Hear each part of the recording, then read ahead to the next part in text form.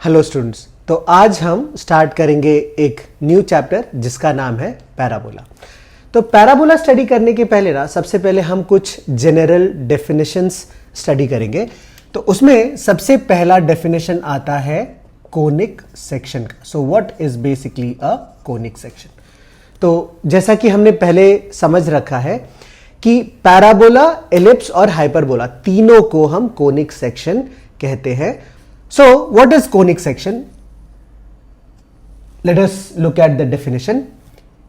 It is the locus of a moving point.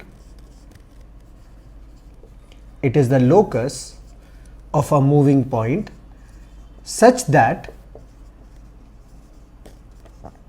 the ratio of its distance from a fixed point to its distance from a fixed line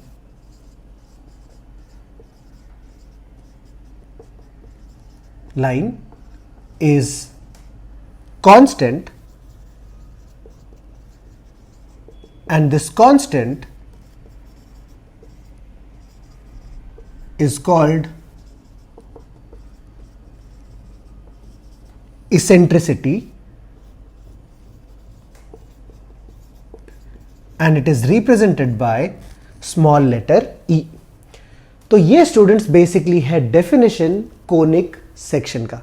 क्या है? It is the locus of a moving point such that it's distance from a fixed point to its distance from a fixed line is constant, और उस constant को जो है हम eccentricity कहते हैं।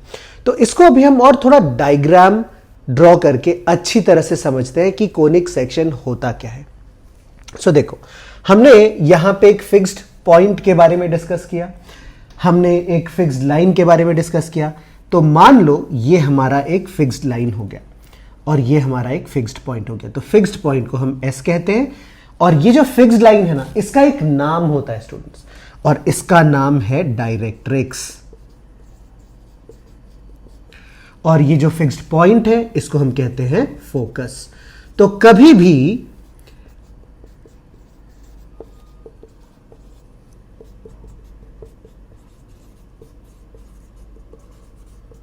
जब हम कोनिक सेक्शन स्टडी करते हैं ना, या फिर हम पैराबोला, एलिप्स और हाइपरबोला स्टडी करते हैं ना, तो इस लाइन का और इस पॉइंट का बहुत ज्यादा इंपॉर्टेंस रहता है।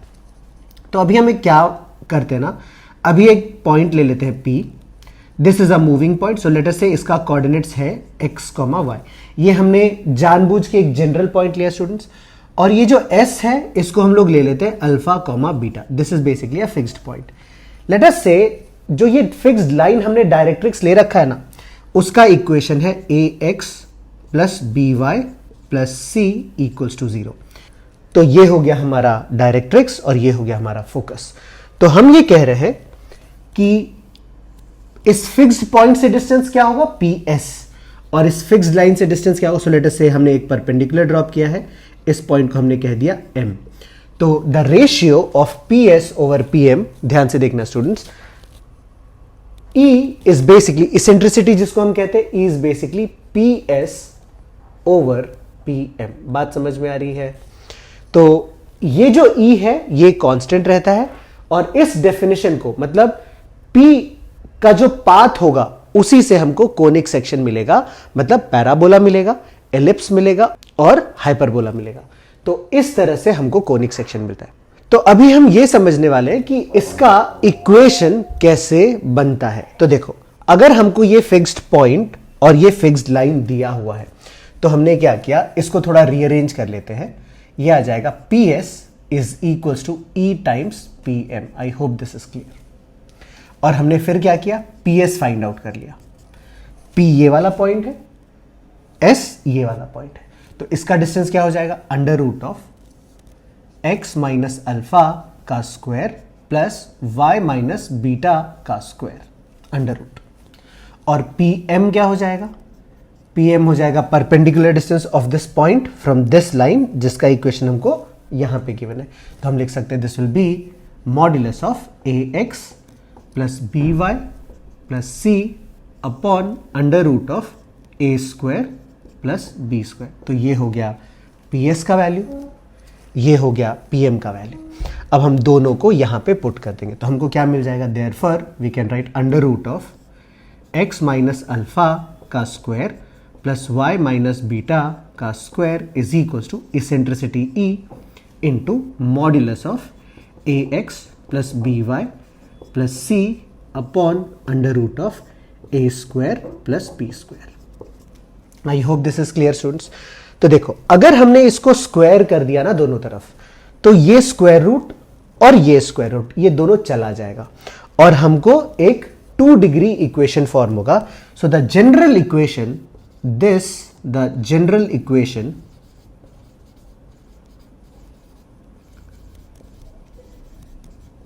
दैट वी विल फॉर्म, जो कि हमें मिलेगा, वो किस पैटर्न में रहेगा, वो इस पैटर्न में रहेगा। ax square plus 2hxy plus by square plus 2gx plus 2fy plus c equals to 0. तो this is how we get the equation of conic depending on the value of this constant. तो आगे आने वाले video में हम ये देखेंगे कि E के वैल्यूज को चेंज करने पे हमको कैसे पैराबोला, एलिप्स और हाइपरबोला मिलता है। और यहां पे हमने बस ये देखा कि अगर हमको एक फिक्स्ड लाइन दिया हुआ है और एक फिक्स्ड पॉइंट दिया हुआ है, using these two information and the value of E, how we can find the equation of conic. So this is all in this video, students.